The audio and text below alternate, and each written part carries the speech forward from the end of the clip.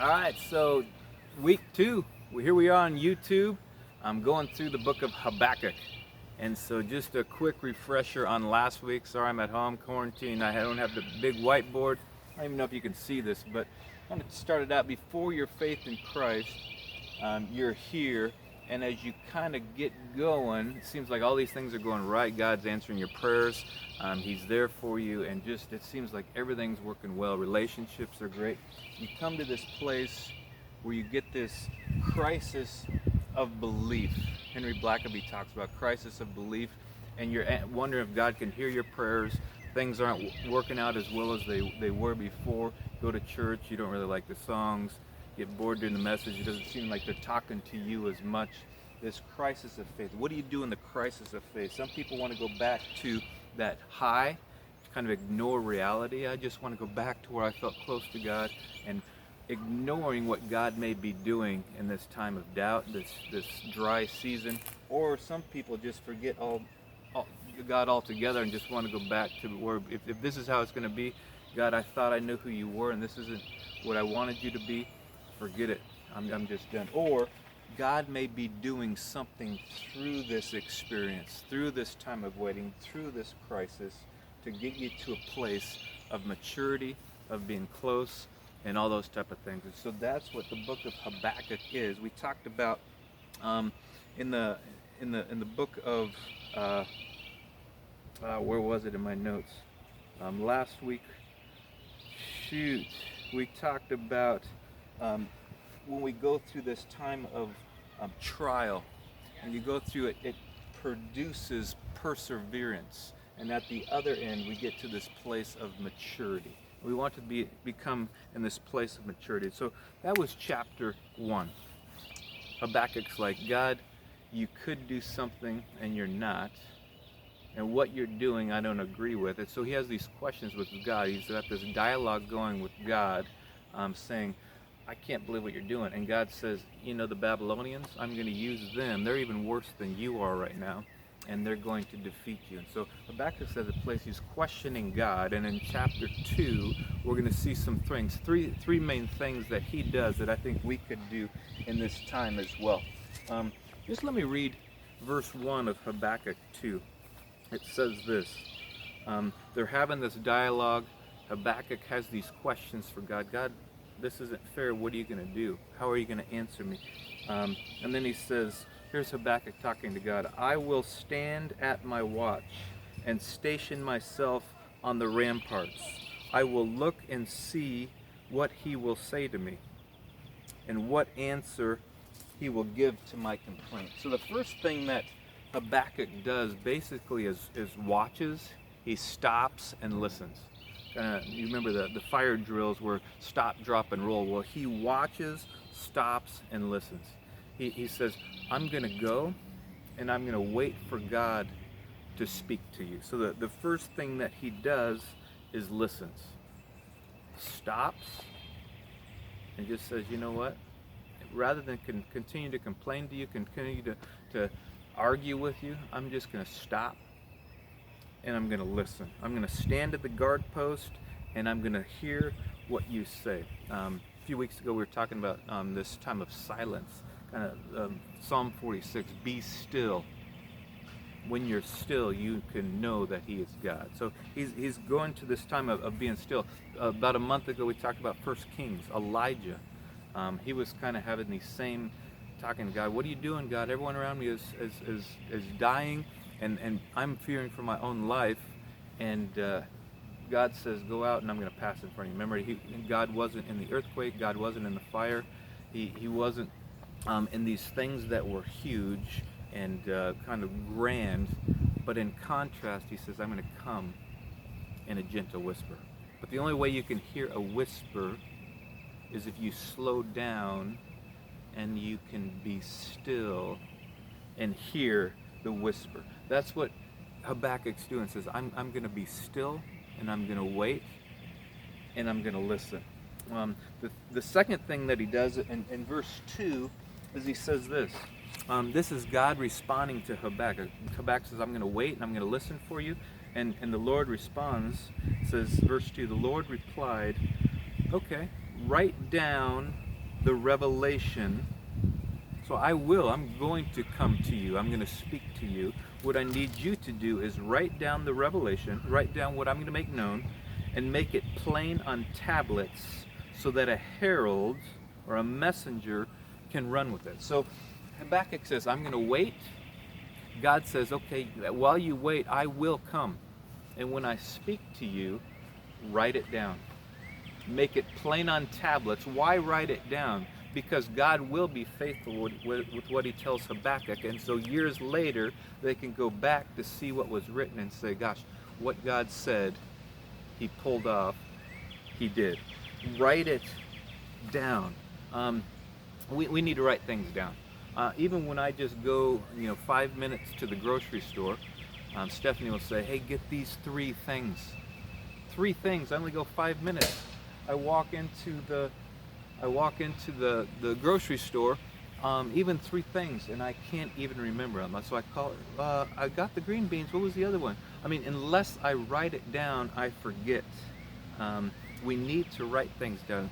The enemy, Satan, God will reveal some things to our heart. He'll speak to our hearts and say, gosh, this is kind of some amazing things. We think, that is so brilliant, I will never forget it. Then the next day, did I really kind of sense God was saying that? And the further we go down, unless we write it down, we can go back to that place, kind of anchors that memory, anchors that truth. We can go back and see what God did. So he waits and waits for the Lord to speak, and then the Lord says, when I do speak, when I tell you what I'm going to do, write it down. Wait, write it down, and then wait on me, because I will fulfill my promises. He waited a long, long time. The whole generation at that time did not see God's justice, but God did bring justice. If you keep reading, he says, I realize the Babylonians are bad. They are going to get what they have coming. Wait on it. I used to hear this when I was a kid. I would do something to get in trouble, and my mom would say, just wait till your father gets home. Like, oh no. In a way, this is what he's saying. I understand they're evil. I understand what they're doing is bad. Wait till father gets home. I will take care of this. They are going to be busted. They are going to be punished for what they have been doing. If you keep reading in starting with verse 4, he gets to that place. He says, see, the enemy is puffed up. The Babylonians, they're puffed up, and their desires are not upright. But here's a contrast. They're puffed up. Their desires are not right, but the righteous person will live by his faithfulness. Will live by his faithfulness. He gets to this place where he says, don't worry about them. They're going to get their due punishment. You just wait for it. And then if you keep reading, especially starting in verse 6 through 19, we get these 12 woes. Like, woe is them. Actually, let me just read a couple. Verse 6, we see the first word. Woe to him who piles up stolen goods and makes himself wealthy by exhortation. We get these 12 woes talking to the Babylonians. You may think you're getting away with it now. You may be taking over my people, but woe to you. Your trouble is coming. Verse 6, woe to the Babylonians who are thieves. Verse 9, talking to cheaters and deceivers. Verse 12, talking to the violent ones. Verse 15, talking to the partiers. Verse 19, talking to those who are full of idolatry. Just wait. In due time, you think you're getting away with it now, but woe to you. Trouble is coming. Justice, punishment is coming. The key verse is, you see verse 4, the second part of verse 4. But the righteous person will live by his faithfulness. The righteous will live by faith. My people, those who belong to me, won't live by what you see all around you. Won't live by what you see in circumstances. No, the righteous, because I am good, because you listened, stopped and listened, because you wrote down what I'm going to say, Now the righteous will live by faith. Faith that I am the true God. Faith that it will happen. The righteous will live by faith. A couple of other, Paul repeats this. A couple other verses where we see that same thing about the righteous living by faith. Romans chapter 1, verse 17. For in the gospel the righteousness of God is revealed, a righteousness that is by faith from the first to the last, just as it was written. Listen to this. The righteous will live by faith. If you look at Galatians chapter 3, verse 11, clearly no one who relies on the law is justified before God because, listen to this, the righteous will live by faith. One more, Hebrews 10, verse 38 says, but my righteous one will live by faith.